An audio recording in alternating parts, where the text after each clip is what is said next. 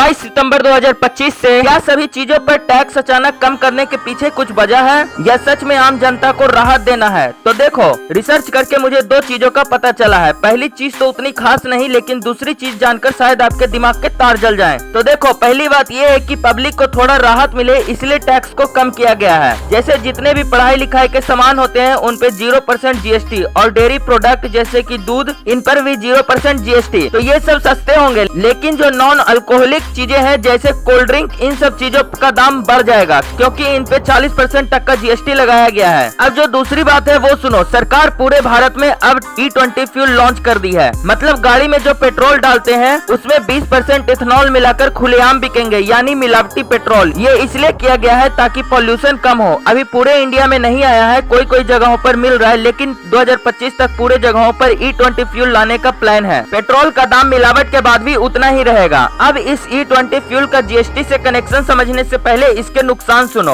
E20 petrol डालने में गाड़ी का माइलेज 4 से 6% तक डाउन हो जाता है। जहां 1 लीटर पेट्रोल में गाड़ी को 25 किलोमीटर चलना होगा, वहां सिर्फ 22-23 किलोमीटर ही चलेगा, यानी कि हर महीने पेट्रोल का खर्चा बढ़ेगा। अब पेट्रोल का खर्चा बढ़ेगा तो ट्रांसपोर्टेशन का भी खर्चा बढ़ेगा। ट्रक, ऑटो, टैक्सी का खर्चा बढ़ने वाला है, यानी इससे ट्रांसपोर्ट होकर आने वाली सब्जी, दूध, दवाई या वो जो चीजें जो ट्रांसपोर्टेशन से आते हैं वो भी महंगा हो सकता है। ऊपर से पुरानी गाड़ियां शायद ही E20 हैंडल कर पाए, तो इंजन डैमेज और मेंटेनेंस का खर्चा अलग से, यानी पेट्रोल, रोड टोल्स पे भारी टैक्सेस देने के बाद भी और खर्चा बढ़ गया है। तो अब आपको क्या लगता है, किसका खर्चा बढ़ेगा और क्या चीज सस्ता होगा? अपना ओपिनियन कुछ न कुछ कमेंट में लिख कर जाना।